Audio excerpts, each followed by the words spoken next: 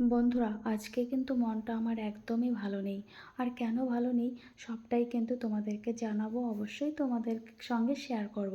তো তোমরা ভিডিওটি প্রথম থেকে শেষ অবধি দেখতে থাকো, অবশ্যই সব কিছু জানতে পারবে। সুপ্রভাত বন্ধুরা, আশা করছি সবাই তোমরা ভালো আছো আর আমরাও মোটামুটি ভালোই আছি। তো বন্ধুরা, আজকে হচ্ছে শুক্রবার আর এখন বাজে সকাল 6:30টায়। আমি ঘুম থেকে উঠেই যে ছাদে চলে এসেছি। আজকে আমার ঘুম থেকে উঠতে দেরি হয়েছে, যার জন্য আমি হাঁটতে যাইনি।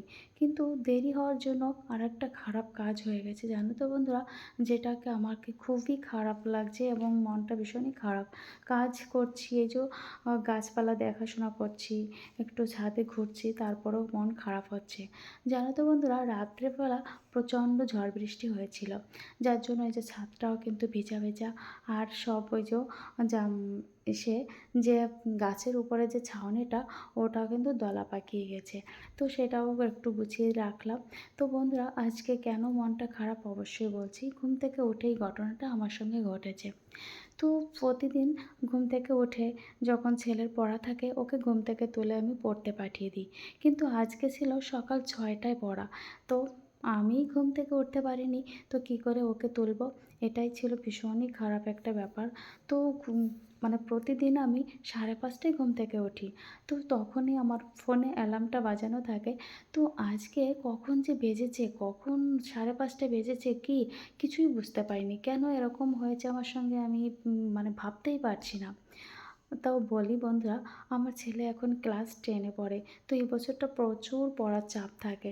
তো ছেলের জন্য আমি কোথাও ঘুরতেও যাই না, বাপের বাড়িও যাই না, কোথাও যাই না। যে একটা দিন যদি কোথাও যাই, তাহলে 2 কি 3টে টিউশন বন্ধ থাকবে। যার জন্য আমি যাই না। আর টিউশন বন্ধ থাকা মানে পড়াশোনায় পিছিয়ে থাকা। তো এটা মনে করে আমি ছেলের জন্য আমি কোথাও যাই না। সেখানে এক ঘুমের কারণে আজকে ছেলের পড়া মিস গেল। এটা আমাকে খুবই কষ্ট দিচ্ছে।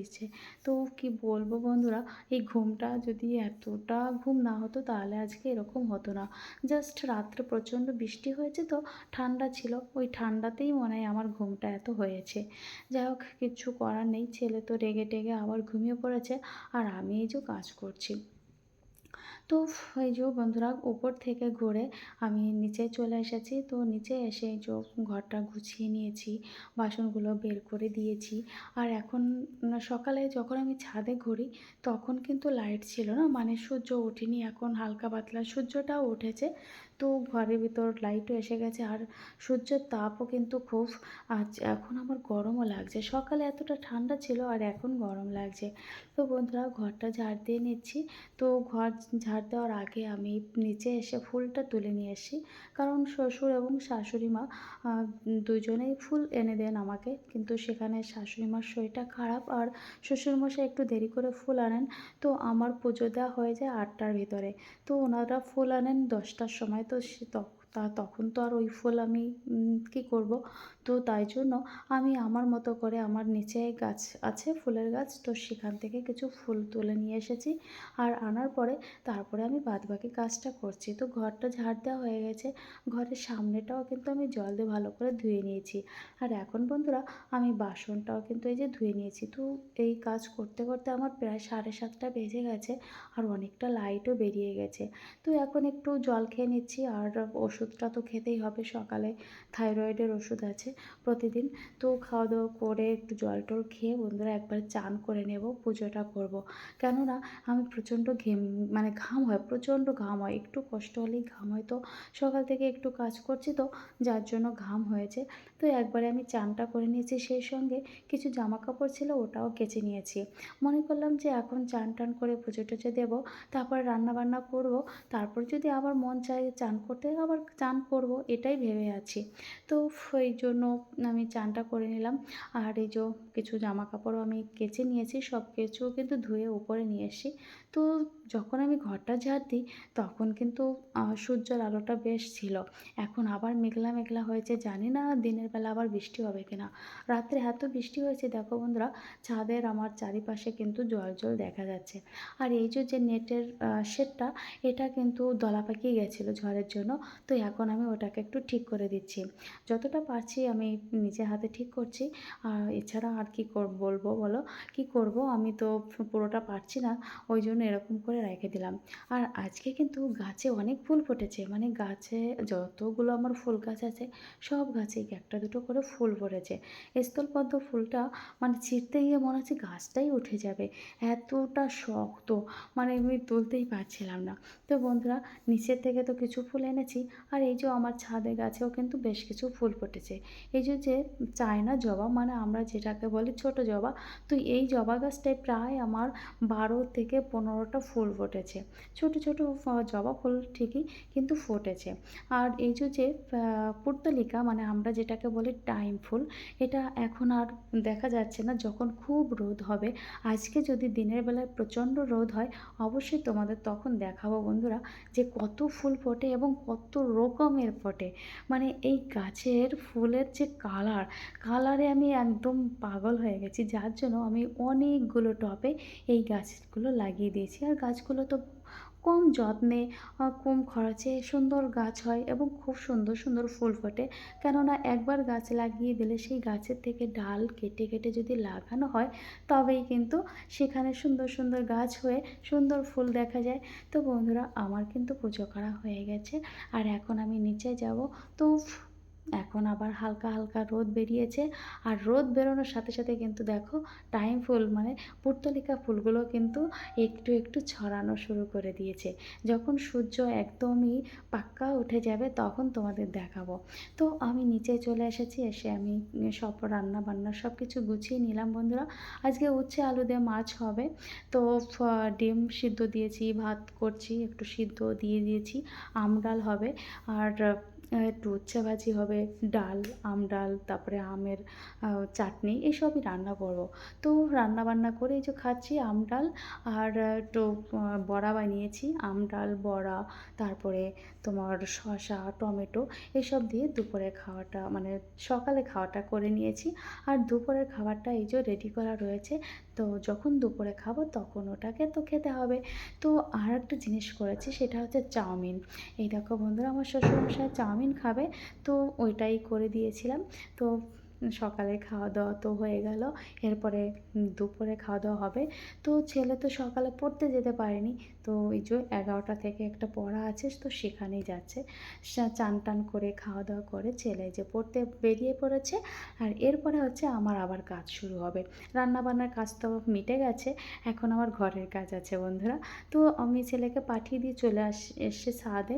কেননা এখানে আমার যে জামা কাপড় সকালে নেড়ে দিয়েছিলাম, তো সবগুলো কিন্তু শুকিয়ে গেছে। আর আমি একটু চালের গুঁড়ো বানিয়ে দিয়েছি। কেননা কুমড়োর ফুল নিয়ে আসে শ্বশুরমশাই, ওটা দিয়ে প্রতিদিন প্রতিদিন না, দুদিন ছাড়া ছাড়া আমি বড়া বানিয়ে দিই। তো একটু চালের গুঁড়ো না হলে কী করে হবে, তাই আমি কিছু আতপ চাল ভিজিয়ে রেখে ওটা থেকে গুঁড়ো বানিয়ে নিয়েছি। তো ওইটাই আমি রোদে দিচ্ছিলাম, কারণ রোদে দিলে বেশ কিছুদিন আমি সংরক্ষণ করে রাখতে পারবো কোনো কৌটায়। তারপরে কিন্তু আমি এরকম প্রতিনিয়ত বড়া বানাতে পারবো, তাই না? তো দেখো বন্ধুরা, এখন কিন্তু সূর্য একদম পুরো মোডে আছে। আর আমার গাছে কত ফুল ফুটেছে, কত কালারে ফুটেছে, তোমরা শুধু দেখো আর গুনতে থাকো যে কত কালার আছে এখানে। তো খুবই সুন্দর লাগে এই যখন এই পর্তুলিকা ফুলগুলো দিনের বেলায় খুব রোদে ফোটে, সত্যি ভীষণ সুন্দর লাগে। দেখো আমার টবে যে যেখানে যেখানে একটা করে বা দুটো করে পর্তুলিকা আছে, সব জায়গায় কিন্তু ফুলে ফুলে ভরে গেছে। আর এই সুন্দর দৃশ্যগুলো দেখে মনটা সত্যি ভরে যায়। তখন যে গাছের যে পরিচর্যাটা, যে একটা কষ্ট, সেটা কিন্তু আর থাকে না। এই সুন্দর ফুলের দিক তাকালেই মন ভালো হয়ে যায়। তো আমি ওই ছাদ থেকে জামা কাপড় তুলে এনে বন্ধুরা, এখন আমি চলে এসেছি দোতলায়। আর আজকে আমার এই বেড কভারটা পাল্টাতে হবে। শুধু বেড কভার নয়, বেড কভার পাল্টাবো, ঘরটা পরিষ্কার করব, ঝাড় দেব, মুছবো, এই কাজগুলো আছে। তো রান্না যেহেতু নেই, তাই আমি দেখলাম ধীরে সুস্থে কাজগুলো করি। আমার প্রচণ্ড গরম লাগছে, কিন্তু পাখা চালিয়ে সব কাজগুলো আমি করে নিলাম। তো আমার বেডশিটটা তো পুরোই সুন্দর করে আমি গুছিয়ে টুছিয়ে নিয়েছি বন্ধুরা। আর বেড কভারটাও পাল্টে নিয়েছি। আর এই যে সোফার কভারটাও সুন্দর করে গুছিয়ে নিয়েছি। মোট কথা আমার ঘরটা এখন গোছানো হয়ে গেছে। এখন বাকি আছে ঘরটা আমাকে ঝাড় দিতে হবে। তো বাইরে তো প্রচণ্ড রোদ, প্রচণ্ড গরম, ঝাড় দিচ্ছি পাখা বন্ধ করে, আবার ঘাম হচ্ছে। মনে হচ্ছে আবার চান না করলে হবে না। এই যে ঘাম হচ্ছে, ঠান্ডা লাগছে, মানে সকালে উঠে ঠান্ডা, দিনের বেলা গরম, তাতে প্রচণ্ড ঘেমে যাচ্ছি। আর এটাই হচ্ছে শারীরিক প্রবলেমের লক্ষণ। যার জন্য আমার শাশুড়ি মার শরীর খারাপ হয়েছে, জ্বর হয়েছে ওনার। ছেলেটাও কিন্তু হাঁচি হচ্ছে, আমারও মাঝে, মাঝে হাঁচি হচ্ছে, মানে ঠান্ডা লেগে যাচ্ছে। ভিতরে, ভিতরে ঠান্ডা লাগছে এটা কিন্তু বুঝতেই পারছি। কিন্তু তারপরেও সতর্ক তো থাকতে হবে যাতে এতটা না হয় যে বিছানায় থাকতে হয়। শাশুড়ি মা কিন্তু বিছানায়ই আছে। যার জন্য উনি এখন উপরের ঘরে শুতে পারছে না, নিচেই শুচ্ছে।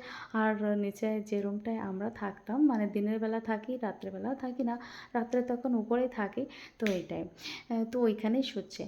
আর তোমাদের একটা মজার ব্যাপার বলি বন্ধুরা, আমাদের বাড়িতে একটা টিভি আছে, যে টিভিটা মানে একটা না দুটো, উপরতলা একটা নিচতলা একটা। নিচতলারটা দেখে আমার শ্বশুরমশাই, কিন্তু উপরতলারটা একদমই দেখা হয় না। তো কি করব, আমি যখন ঘরে ঝাড় দিই, মানে দোতলাটা ঝাড় দিই বা ঘরটা মুছি, মানে বেশ কিছু সময় ধরে যখন আমি দোতলায় থাকি কাজের মোড়ে, তখন আমি টিভিটা চালাই। টিভিটা চালিয়ে গান শুনি আর আমার কাজগুলো করি। তো আমার হাসব্যান্ড বলেছে, টিভিটা যদি তুমি না চালাও টিভি কিন্তু খারাপ হয়ে যেতে পারে। তাই তুমি টিভিটা মাঝে, মাঝে চালিও। তাই আমি সপ্তাহে ১ দিন কি ২ দিন কি ৩ দিন হয় আমি টিভিটা চালিয়ে গান শুনি আর সেই সঙ্গে ঘরের কাজ করি। তো আমার ঘর ফাইনালি কাজ করা হয়ে গেছে ঘরের। তারপরে কিন্তু দুপুরে খাওয়া-দাওয়া করেছি। তার আগে চানটাও করে নিয়েছিলাম। খাওয়া-দাওয়া করে বেশ কিছুক্ষণ আমি কিন্তু ঘুমিয়েছিলাম। ছেলেও বাড়িতে এসেছিল। ওকে নিয়ে আমি বেশ কিছুক্ষণ ঘুমানোর পরে বিকালে এই যে চলে এসেছি ছাদে। আর জানো তো বন্ধুরা, এই শসা গাছগুলো এখন ফুল দিচ্ছে। আশা করি কিছুদিনের মধ্যে শসাও হবে। অবশ্যই তোমাদের সঙ্গে শেয়ার করব। তো বন্ধুরা, আজকের ভিডিওটি তোমাদের কেমন লাগছে অবশ্যই কমেন্টে জানাবে। আর সবাই ভালো থাকবে, সুস্থ থাকবে। দেখা হবে পরবর্তী ব্লগে। অসংখ্য ধন্যবাদ প্রিয় বন্ধুরা আমার এই ভিডিওটি প্রথম থেকে শেষ অবধি দেখার জন্য। সবাইকে good night, tata, bye bye.